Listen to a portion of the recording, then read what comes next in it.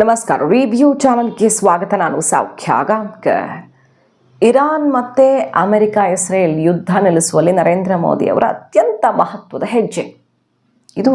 ಇಡೀ ಜಗತ್ತಿಗೇನೆ ತುಂಬ ಅನಿವಾರ್ಯವಾಗಿರುವ ಅತ್ಯವಶ್ಯಕವಾಗಿರುವಂಥ ಬೆಳವಣಿಗೆ. ಭಾರತ ಈಗ ಬರಲೇಬೇಕು ಅಂತ ಇರಾನ್ ಕೇಳ್ಕೊಳ್ತಿರೋದು ಮತ್ತು ಭಾರತ ಇಟ್ಟಿರುವ ಹೆಜ್ಜೆ ಡೀಟೇಲ್ಸ್ ಇರ್ತಾ ಹೋಗ್ತೀವಿ. ಈ ಯುದ್ಧ ನಿಲ್ಲಿಸೋ ನಿಟ್ಟಿನಲ್ಲಿ ಭಾರತ ಈಗ ಅನಿವಾರ್ಯ. ಭಾರತಕ್ಕೂ ತುಂಬ ಕಷ್ಟದ ಸನ್ನಿವೇಶ ಎದುರಾಗಿದೆ ಮತ್ತು ಇಡೀ ಜಗತ್ತಿಗೆ ಒಳಿತಾಗಬೇಕಾಗಿದೆ. ಭಾರತವೇ ಸೂಕ್ತ ಅಂತ ಇಡೀ ಜಗತ್ತು ಕೇಳಿಕೊಳ್ತಾ ಇದೆ. ಏನು ಮಾಡ್ತಿದ್ದಾರೆ ಹಾಗಾದರೆ ಭಾರತ ಸರ್ಕಾರದವರು? ಡೀಟೇಲ್ಸ್ ಇರ್ತಾ ಹೋಗ್ತೀವಿ. ಮಿಸ್ ಮಾಡಿದ್ರೆ ನಮ್ಮ ಚಾನಲ್ನ ಸಬ್ಸ್ಕ್ರೈಬ್ ಮಾಡಿ, ನಿಮ್ಮ ಅಭಿಪ್ರಾಯ ಕಮೆಂಟ್ ಮಾಡಿ ತಿಳಿಸಿ. ಎಸ್ ವೀಕ್ಷಕರೇ, ಈಗ ನಿನ್ನೆ ಅಷ್ಟೇ ಕೇಳ್ಕೊಂಡಿದ್ರು ಯಾರು, ಇರಾನ್ನ ಅತ್ಯಂತ ಪ್ರತಿಷ್ಠಿತ ಯೂನಿವರ್ಸಿಟಿ ಆಫ್ ತೆಹ್ರಾನು ಪ್ರಮುಖರೆಲ್ಲ ಕೇಳ್ಕೊಂಡಿದ್ದು, ಇರಾನ್ ಜೊತೆಗೆ ಭಾರತ ಯಾವತ್ತೂ ಚೆನ್ನಾಗಿದೆ, ಭಾರತ ನಮ್ಮ ಸಪೋರ್ಟಿಗೆ ಬರಬೇಕೀಗ. ಎಲ್ಲ ಬಗೆಯಲ್ಲಿ ಭಾರತಕ್ಕೆ ಆ ಶಕ್ತಿ ಇದೆ. ನಮ್ಮ ಮೇಲೆ ಆಗ್ತಿರೋದು ಇಲ್ಲೀಗಲ್ ವಾರ್. ಇದು ಭಾರತ ಮಾತ್ರ ಇದನ್ನು ತಡೆಯೋದಕ್ಕೆ ಸಾಧ್ಯ ಅನ್ನುವ ಮಾತನ್ನು ಇರಾನ್ ಹೇಳಿತ್ತು. ಯಾಕಂದರೆ ಭಾರತ ಮಾತ್ರ ಇವತ್ತು ಇರಾನ್ ಜೊತೆಗೆ ಚೆನ್ನಾಗಿದೆ, ಇಸ್ರೇಲ್ ಜೊತೆಗೆ ಚೆನ್ನಾಗಿದೆ, ಅಮೆರಿಕ ಜೊತೆಗೆ ಚೆನ್ನಾಗಿದೆ. ಮೂವರ ಜೊತೆಗೂ ಎಟ್ ಅ ಟೈಮ್ ವ್ಯವಹಾರ, ವ್ಯಾಪಾರ, ಮಾತುಕತೆ ಎಲ್ಲವನ್ನ ಮುಂದುವರಿಸ್ತಿದೆ. ಈ ಸ್ಟೇಟಸ್ಸಲ್ಲಿ ಬೇರೆ ಯಾರೂ ಇಲ್ಲ. ಹಾಗಾಗಿ ಭಾರತ ಈಗ ಮಧ್ಯಪ್ರವೇಶ ಮಾಡಲೇಬೇಕು ಅಂತ ಇರಾನ್ ಕೇಳ್ಕೊಂಡಿತ್ತು. ಇದರ ನಡುವೆಯೇ ನೋಡಿ, ಭಾರತ ಈಗ ಇರಾನ್ ಪ್ರೆಸಿಡೆಂಟ್ ಜೊತೆಗೆ ಕಾಲ್ ಮಾಡಿ ನರೇಂದ್ರ ಮೋದಿ ಅವರು ಮಾತಾಡಿದ್ದಾರೆ. ನೇರವಾಗಿ ಹೇಳಿರೋದು ಇರಾನ್ಗೆ, ನೀವು ನ್ಯಾವಿಗೇಷನ್ ಫ್ರೀಡಮ್ಗೆಲ್ಲ ಕತ್ರಿ ಹಾಕೋದು ಸರಿ ಇಲ್ಲ ಅಂತ. ಅಂದರೆ ಹಾರ್ಮೋಸ್ ಹಿಡ್ಕೊಂಡು ಕೂತಿದೆಯಲ್ಲ ಈಗ ಇರಾನು, ಅಂದರೆ ಇರಾನ್ಗೂ ಬೇಕಾದಷ್ಟು ಪೆಟ್ಟು ಬಿದ್ದಿದೆ. ಈ ಅಮೆರಿಕದ ಹಠ, ಅವರ ಎಡವಟ್ಟಿಗೆ ತುಂಬ ಸಮಸ್ಯೆ ಆಗ್ತದೆ. ಇರಾನ್ನ ಸೌತ್ ಪಾರ್ಸ್ ಮೇಲೆ ದಾಳಿ ಆಯ್ತಲ್ಲ, ತುಂಬ ಮೇಜರ್ ಅಟ್ಯಾಕ್ ಇದು. ಇರಾನ್ಗೆ ಸಿಕ್ಕಾಪಟ್ಟೆ ಡ್ಯಾಮೇಜ್ ಆಯಿತು. ಅವರ ಗ್ಯಾಸ್ ಫೀಲ್ಡ್ ಸಂಬಂಧಪಟ್ಟಂತೆ ದೊಡ್ಡ ಹೊಡೆತ ಅದು ಇಸ್ರೇಲ್ ಕೊಟ್ಟಿದ್ದು ಅಮೆರಿಕ ಕಡೆಯಿಂದ. ಅದಕ್ಕೆ ಪ್ರತೀಕಾರ ಹೆಂಗೆ ತಗೊಳ್ತಿದ್ದಾರೆ ನೋಡ್ತಾ ಇದ್ದೀವಿ ನಾವು. ಕತಾರ್ನ LNG ಕಾಂಪ್ಲೆಕ್ಸ್ ಮೇಲೆ, LNG ಇದೆ ಸಮಸ್ಯೆ ಎಲ್ಲ ಕಡೆ ಸೃಷ್ಟಿಯಾಗಿರೋದು. ಅದರ ಮೇಲೆ ಭಾರತಕ್ಕೆ ಮಾತ್ರ ಅಲ್ಲ, ಇಡೀ ಜಗತ್ತಿಗೆ 18-20% LNG ಸಪ್ಲೈ ಮಾಡುವ ಕತಾರ್ನ ಈ ರಾಸ್ ಲಫಾನ್ LNG ಕಾಂಪ್ಲೆಕ್ಸ್ ಮೇಲೆ ಅಟ್ಯಾಕ್ ಆಗುತ್ತೆ. ಇನ್ನು 5 ವರ್ಷ ಬೇಕಾದ್ರೆ ರಿಪೇರ್ ಆಗೋಕ್ಕೆ, ಸರಿಯಾಗಿ ಕಂಡೀಷನ್ಗೆ ಬರೋಕ್ಕೆ 5 ವರ್ಷ ಸಮಸ್ಯೆ ಆಗುತ್ತೆ. ಅಂದರೆ ನಮಗೆ ಬೇರೆ ಆಪ್ಷನ್ಸ್ ಇವೆ, ಬೇರೆ ರೂಟಲ್ಲಿ ತರಿಸ್ಕೊಳ್ಬಹುದು ನಾವು ಬೇರೆ ದೇಶಗಳಿಂದ.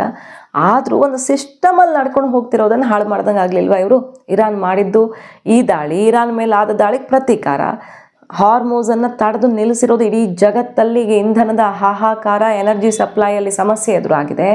ಇದನ್ನೆಲ್ಲ ಸರಿ ಮಾಡೋದು ಯಾರು? ನೇರ ಮಾತಾಡಿದ್ದಾರೆ ಇರಾನ್ ಪ್ರೆಸಿಡೆಂಟ್ ಜೊತೆಗೆ. ನಿಮ್ಮ ಮೇಲಾಗಿರೋ ದಾಳಿಯನ್ನು ನಾವು ಖಂಡಿಸ್ತೀವಿ, ಆದರೆ ನ್ಯಾವಿಗೇಷನ್ ಫ್ರೀಡಮ್ ಬೇಕು. ಯಾವುದೇ ಬಗೆಯಲ್ಲಿ ಹಾರ್ಮೋಸನ್ನು ನೀವು ಬಂಧಿಸಿ ಇಟ್ಕೊಳ್ಳೋಕ್ಕಾಗಲ್ಲ ಅನ್ನೋದನ್ನು ಭಾರತ ನೇರವಾಗಿ ಇರಾನ್ ಜೊತೆ ಮಾತಾಡಿದೆ. ಇದೊಂದು ಪ್ರಮುಖವಾದ ಬೆಳವಣಿಗೆ. ಮತ್ತು ಭಾರತ ವಿವಿಧ ರಾಷ್ಟ್ರಗಳ ಜೊತೆಗೆ ಶಾಂತಿ ಸ್ಥಾಪನೆಗಾಗಿ ಮಾತುಕತೆಯನ್ನು ಶುರು ಮಾಡಿರೋದು. ಫ್ರಾನ್ಸ್ ಜೊತೆ ಮಾತಾಡ್ತಾ ಇದೆ. ನಾವೆಲ್ಲ ಒಗ್ಗೂಡಿ ಯಾವ ರೀತಿ ಯುದ್ಧ ನಿಲ್ಲಿಸೋದಕ್ಕೆ ಒತ್ತಡ ಹಾಕಬೇಕು ಅನ್ನೋದಕ್ಕೆ ಭಾರತ ಇನಿಷಿಯೇಟಿವ್ ತಗೊಂಡಿದೆ. UAE ಜೊತೆ ಮಾತಾಡ್ತು. ಗಲ್ಫ್ ರಾಷ್ಟ್ರಗಳೆಲ್ಲ ಪ್ರಮುಖರ ಜೊತೆಗೂ ನರೇಂದ್ರ ಮೋದಿ ಅವರು ಮಾತಾಡಿದ್ದಾರೆ. ಇಲ್ಲಿ ನೋಡಿ, ಶಶಿ ತರೂರ್ ಅವರು ಹೇಳ್ತಿರೋದು ಅದನ್ನೇ. ಭಾರತ ಈಗ ಮಧ್ಯಪ್ರವೇಶಿಸೋದ್ರೆ ತುಂಬ ಇಂಪಾರ್ಟೆಂಟ್ ಇದು, ಭಾರತವೇ ಮಾಡಬೇಕು ಆ ಕೆಲಸವನ್ನು ಅಂತ ಹೇಳ್ತಿದ್ದಾರೆ. ಈಗಾಗಲೇ ಸುದ್ದಿ ಜೋರಾಗೇ ಇದೆಯಲ್ವಾ ಇದು. ಶಶಿ ತರೂರು, ಮನೀಶ್ ತಿವಾರಿ ಇನ್ನಿತರರು ಖಂಡಿಸಿದ್ದಾರೆ. ಕಾಂಗ್ರೆಸ್ ಹೇಳಿದ್ದನ್ನೇ ಅವ್ರು ಖಂಡಿಸ್ದಂಗೆ ಆಗಿದೆ. ಅಂದರೆ ಭಾರತ ತಗೊಂಡಿರೋ ನಿರ್ಧಾರ ಸರಿ ಇದೆ. ಈ ವಾರ್ ನಮ್ಮದಲ್ಲ, ಸೊ ನಾವೇನು ಯುದ್ಧ ಮಾಡಬೇಕಾಗಿಲ್ಲ, ನಾವು ಸುಮ್ಮನಿರೋದು ಹೇಳಿತನ ಅಂತ ಆಗೋದೂ ಇಲ್ಲ. ಭಾರತ ಕರೆಕ್ಟಾಗಿರೋ ಸ್ಟ್ಯಾಂಡ್ ತೊಗೊಂಡಿದೆ ಅಂತೆಲ್ಲ ಅವ್ರು ಬ್ಯಾಟ್ ಬೀಸಿದ್ದಾರಲ್ಲ. ಈ ಹೊತ್ತಲ್ಲಿ ಶಶಿ ತರೂರ್ ಅವರು ಇನ್ನೂ ಒಂದು ಹೇಳ್ತಿದ್ದಾರೆ, ಅದೇನು, ಭಾರತ ಈಗ ಮಧ್ಯಪ್ರವೇಶ ಮಾಡೋದಕ್ಕೆ ಸರಿಯಾದ ಸಮಯ ಅಂತ. ಅದನ್ನೇ ಈಗ ಭಾರತ ಮಾಡ್ತಾ ಇದೆ. ಒಂದು ಕಡೆ ಇರಾನ್ ಜೊತೆಗಿನ ಮಾತುಕತೆ, ಮತ್ತೊಂದು ಕಡೆ ಹಾರ್ಮೋಸನ್ನು ಕ್ಲಿಯರ್ ಮಾಡಿ ಜಗತ್ತಿಗೆ ಎದುರಾಗಿರೋ ಸಂಕಷ್ಟವನ್ನು ತೀರಿಸೋದಕ್ಕೆ ಈಗ ನೇರ ಮಾತುಕತೆಗೆ ಮುಂದಾಗ್ತಿರೋದು ಇರಾನ್ ಜೊತೆಗೆ. ನರೇಂದ್ರ ಮೋದಿಯವರು ಮೊದಲ ಸುತ್ತಿನ ಮಾತುಕತೆ ಇರಾನ್ ಪ್ರೆಸಿಡೆಂಟ್ ಜೊತೆ ಮಾಡಿದ್ದಾರೆ. ಈ ಹೊತ್ತಲ್ಲಿ ಭಾರತ ನಮ್ಮ ನೆರವಿಗೆ ಬರಲಿ ಅಂತ ಇರಾನ್ ಕೂಡ ಕೇಳ್ಕೊಳ್ತಿದೆ. ಸೊ ಭಾರತ ಇರಾನ್ಗೆ ಬೇಕೀಗ. ಈ ಹೊತ್ತಲ್ಲಿ ಭಾರತದ ಮಾತನ್ನು ಕೂಡ ಇರಾನ್ ಕೇಳಬೇಕಾಗತ್ತೆ ಅನ್ನೋದೇ ಇಲ್ಲಿ ಇಂಪಾರ್ಟೆಂಟು. 20 ರಾಷ್ಟ್ರಗಳು ಮುಂದೆ ಬಂದಿರೋದು ಈಗ. ವೆಸ್ಟ್ ಏಷ್ಯಾದವ್ರಿಗೆ, ವೆಸ್ಟರ್ನ್ ಕಂಟ್ರೀಸ್ಗೆ, ಇವ್ರಿಗೆ ಅಂತಲ್ಲ, ಎಲ್ಲ ಇಡೀ ಜಗತ್ತಿಗೆ ಸಮಸ್ಯೆ ಆಗಿದೆಯಾ. ಈಗ 22 ರಾಷ್ಟ್ರಗಳು ಒಟ್ಟಾಗಿವೆ. ಯುರೋಪಿಯನ್ ರಾಷ್ಟ್ರಗಳೇ ಬಹುತೇಕರು ಮುಂದೆ ಬಂದಿದ್ದಾರೆ ಹಾರ್ಮೋಸನ್ನು ಕ್ಲಿಯರ್ ಮಾಡೋಕೆ ನಾವು ಬರ್ತೀವಿ ಅಂತ. ಮತ್ತು UAE ಅವರು ಬಂದಿದ್ದಾರೆ, ಬಹ್ರೇನ್ ಅವರು ಬಂದಿದ್ದಾರೆ. ಈ ಇರಾನ್ ದಾಳಿ ಆಗ್ತಿದೆ, ಹಾರ್ಮೋಸ್ ಕ್ಲೋಸ್ ಆಗಿದೆ, ಇದನ್ನೆಲ್ಲ ನಿಲ್ಲಿಸೋದಕ್ಕೆ ಒಗ್ಗಟ್ಟಿನ ಒಂದು ಪ್ರಯತ್ನ ಶುರುವಾಗಿದೆ ಈಗ. ಪರ್ಷಿಯನ್ ಗಲ್ಫಲ್ಲಿ ಇರಾನ್ ಮಾಡ್ತಿರುವಂಥ ಕೆಲಸ ಸ್ವಲ್ಪವೂ ಸರಿ ಇಲ್ಲ. ಮನವೊಲಿಸೋ ಮೂಲಕ ಆದರೂ ಸರಿ, ಅವ್ರ ಮೇಲೆ ಒತ್ತಡ ಹಾಕೋ ಮೂಲಕ ಆದರೂ ಸರಿ, ಅಸ್ತ್ರದ ಮೂಲಕ ಆದರೂ ಸರಿ, ಈಗ ಇರಾನು ಹಾರ್ಮೂಸನ್ನು ಕ್ಲಿಯರ್ ಮಾಡಲೇಬೇಕು. ಆ ನಿಟ್ಟಿನಲ್ಲಿ ಈಗ 22 ರಾಷ್ಟ್ರಗಳು ಕೊನೆಗೂ ಬಂದಿರೋದು.